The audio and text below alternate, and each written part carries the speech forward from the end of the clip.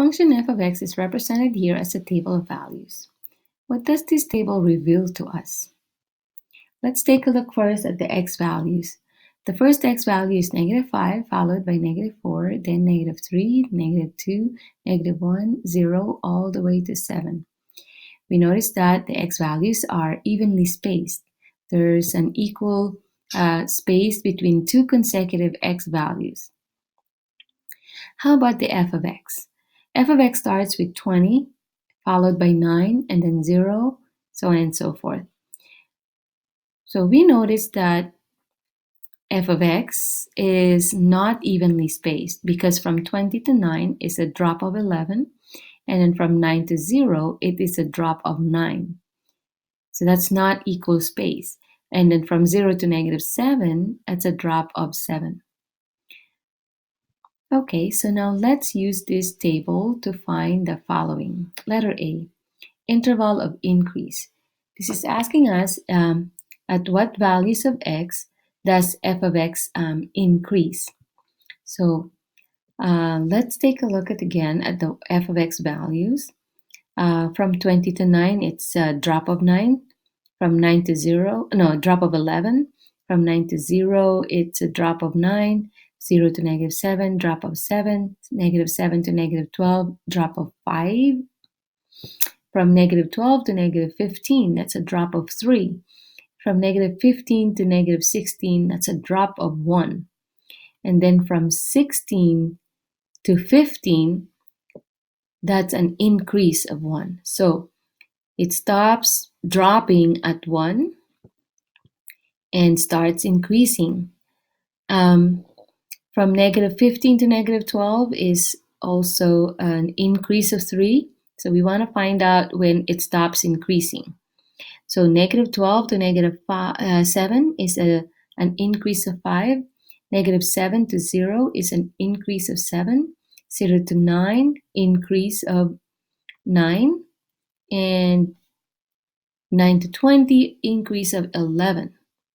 So that means that from 1 to 7, so from 1 to 7, f of x is increasing. F of x is increasing.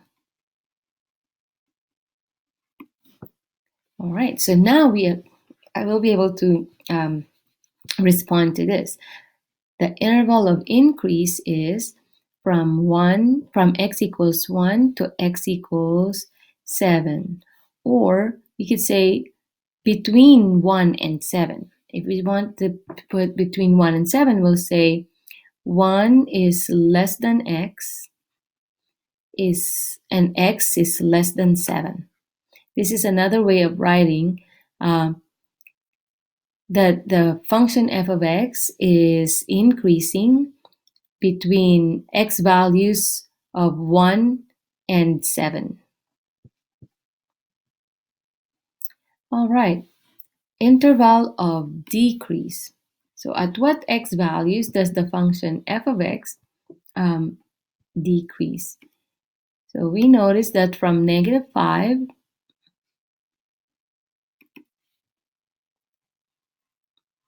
to 1, the function is decreasing. So how do we write this here? We put here -5 is less than x is less than 1. This is another way of saying that f of x is decreasing between -5 and 1. All right. Let's go to letter C.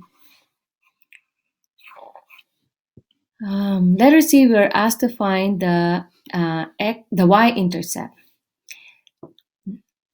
The y-intercept is a point that we find on the y-axis. It is the point on the graph that intersects the y-axis. So let's say the y-intercept is right here.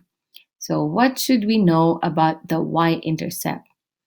Well, if the y-intercept is at the y-axis, then we know that the x value of this point is 0.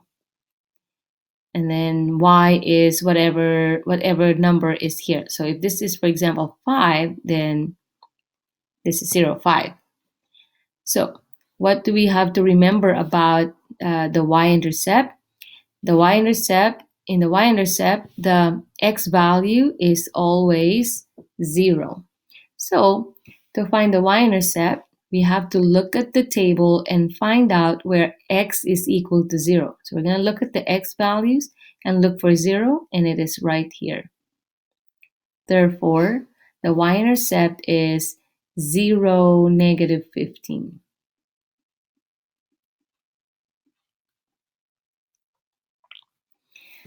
Letter D, x-intercept. Now, if we're looking for the x-intercept, we're going to look for it on the x-axis. So let me just erase this.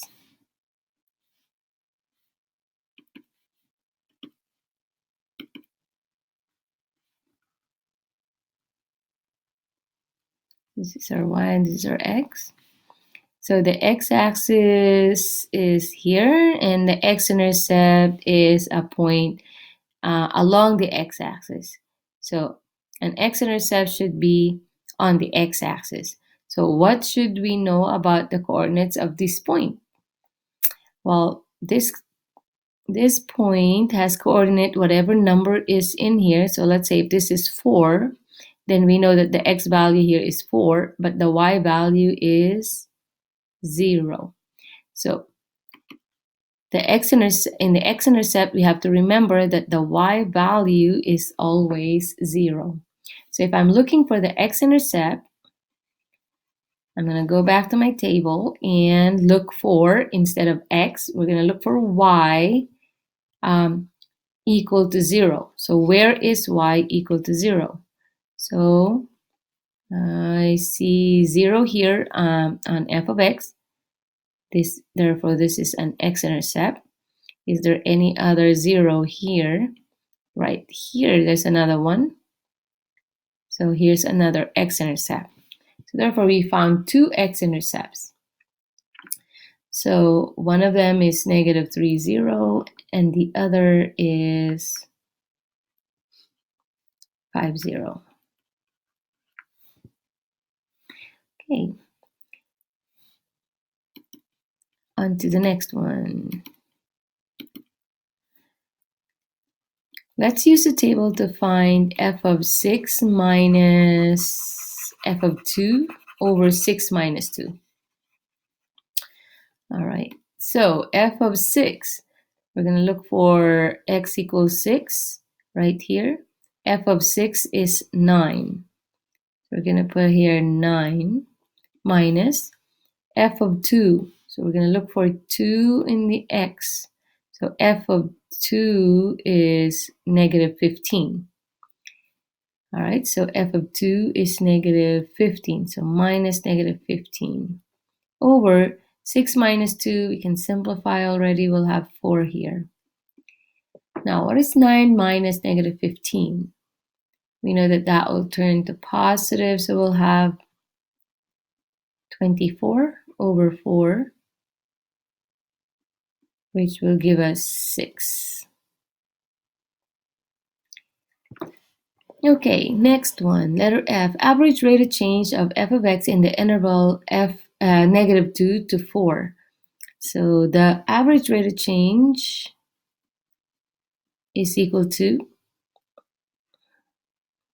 f of, we can put negative 2 minus f of 4. We can also put f of 4 minus f of negative 2. But since we have f of negative 2 minus f of 4 on the top, then at the bottom we'll have negative 2 minus 4. Okay, equals. So let's find the values in the table. So f of negative 2 is right here. F of negative 2 is negative 7 minus f of 4. F of 4 is right here, which is also negative 7, over negative 2 minus 4 is negative 6. Now, negative 7 minus negative 7 is equal to 0 over negative 6. Therefore, this is going to be 0.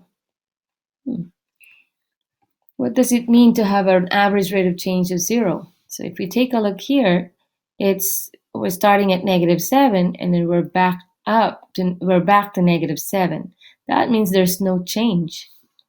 So there is a 0 change.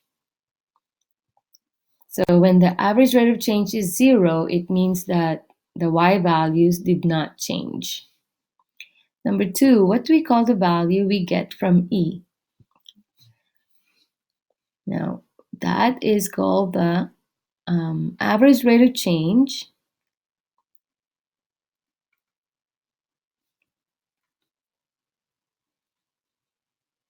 average rate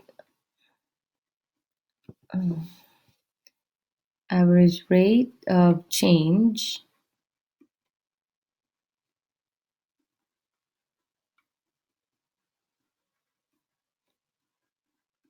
of f of x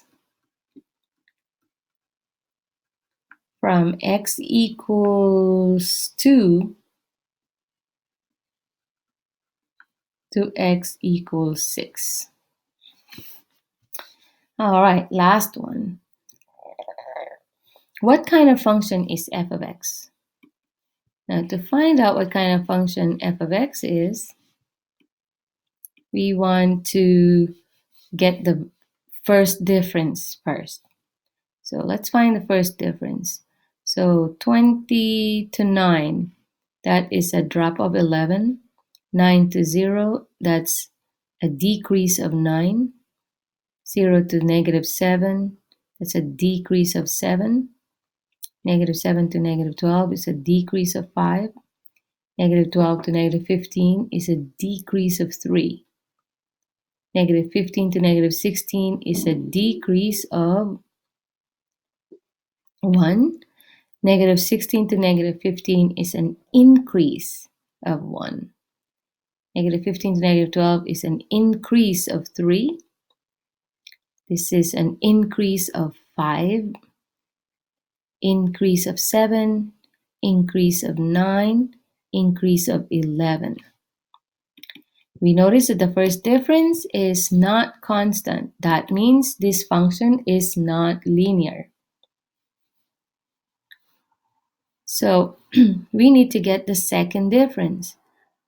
So negative 11 to negative 9 is going up by 2. Negative 9 to negative 7 is going up by 2. Negative 7 to negative 5 is going up by 2.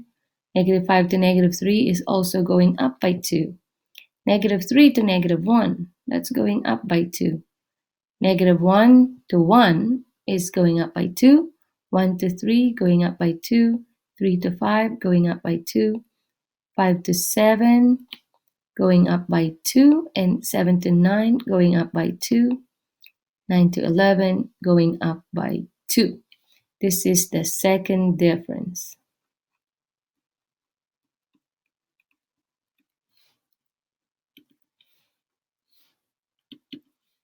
This is the first difference. So we notice that the first difference is not constant, therefore it is not linear, but when we look for the second difference, we got the same number every time. And so we say that the second difference is constant. Now, because the second difference is constant, we call this function quadratic function.